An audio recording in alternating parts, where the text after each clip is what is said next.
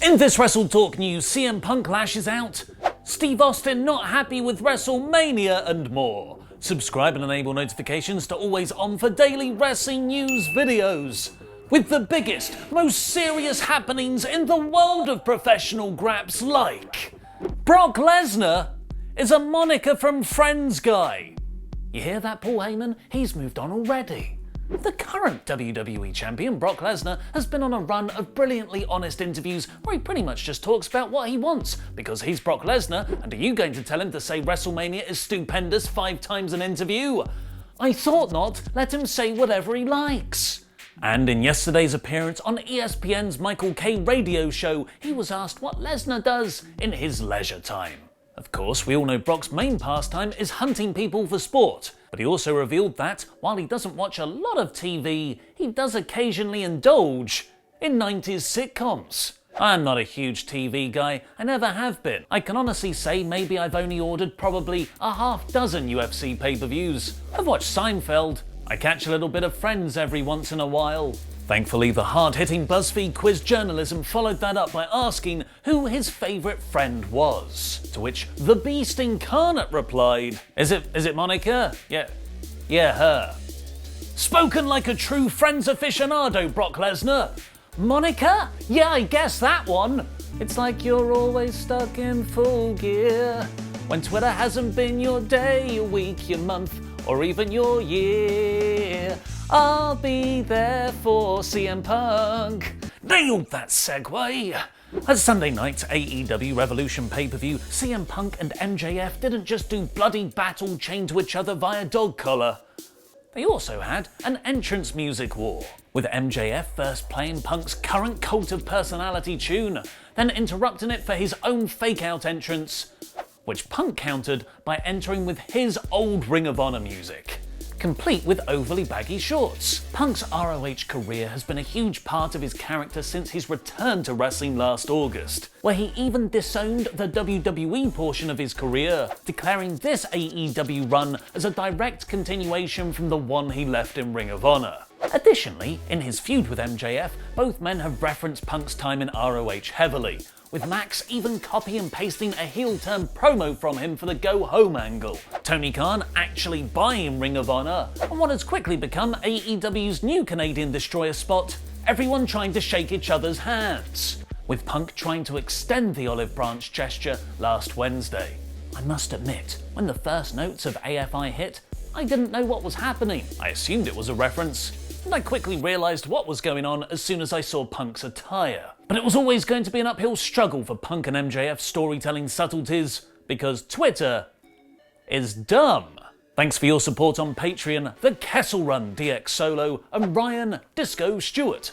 You too can get your own shout out by going to patreon.com/WrestleTalk. Cageside Seats have pointed to the overly tribal reaction to the spot on Twitter, where some fans were annoyed that they didn't get the reference, which brought out the worst in the AEW-leaning ones. People are slamming All Elite for being wrestling snobs and alienating viewers who aren't as well versed in history as Tony Khan is. Instead of just explaining what the reference is and why they're excited about it, others are mocking newer fans as somehow fake or calling them Vince McMahon stans. It wasn't just random people on Twitter either, with Fightful's Jimmy Van critically tweeting, "The CM Punk ROH entrance at Revolution is getting a polarising reaction.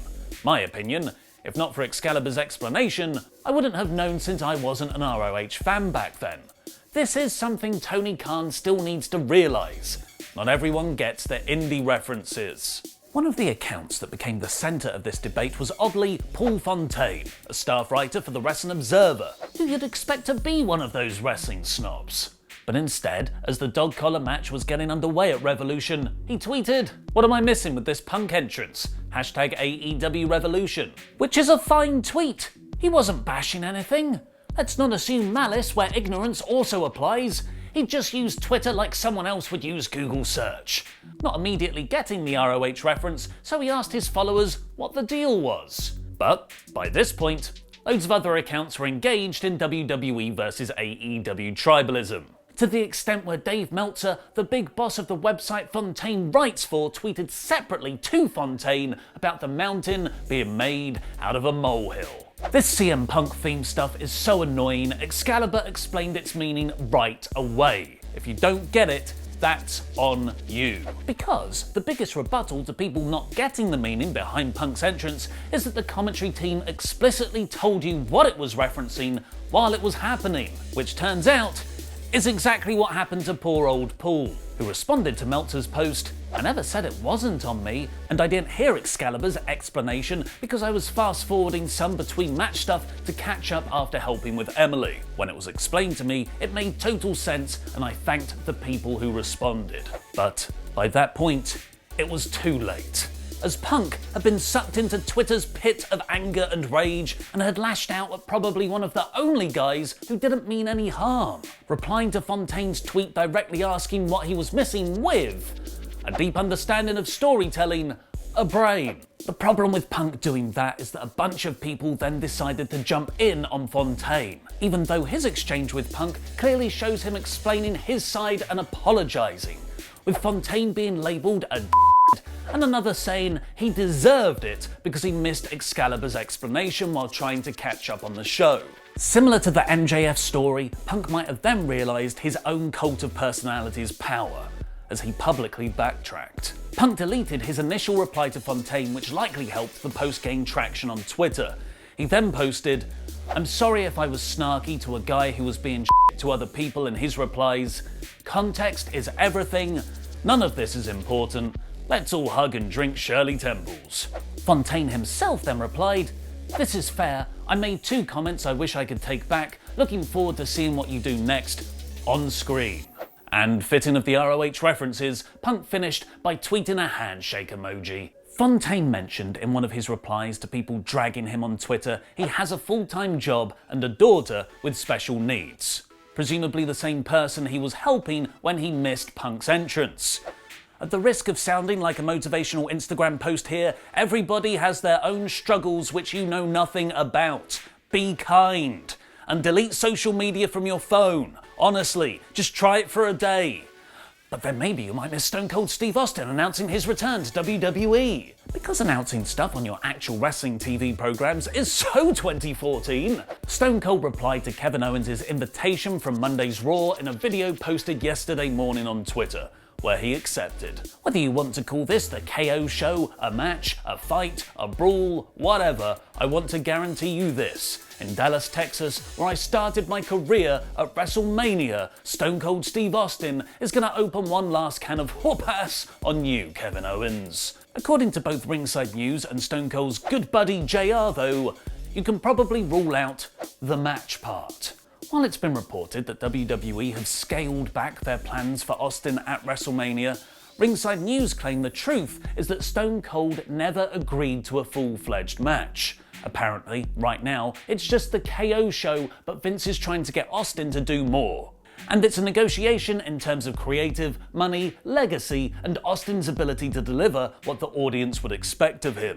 Speaking on his Grilling JR podcast though, Stone Cold's very good real-life friend Jim Ross revealed, "It looks like Austin is not going to do anything at WrestleMania as far as wrestling in the ring. He and I have talked, but at the time we talked, he didn't know what he was going to do and he didn't sound overwhelmingly enthusiastic about it."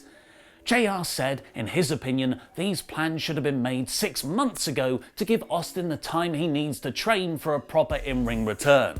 But WWE have left him with only a few weeks to prepare for it.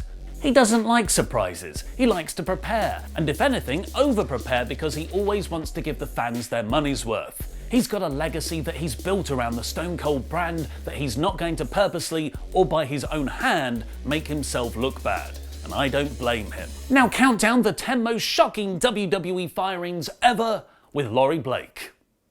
Best of luck in your future endeavours. It's the "I hope this email finds you well," or "Please pass on my regards" of "You're fired." No one has ever been found well by an email or passed on their regards, so what do you think they really think about your future endeavours? Long story short, they wish you ill. Or at least they couldn't give a Fosbury flop about them. And WWE has made such a habit of doling out the platitude in recent years that future endeavour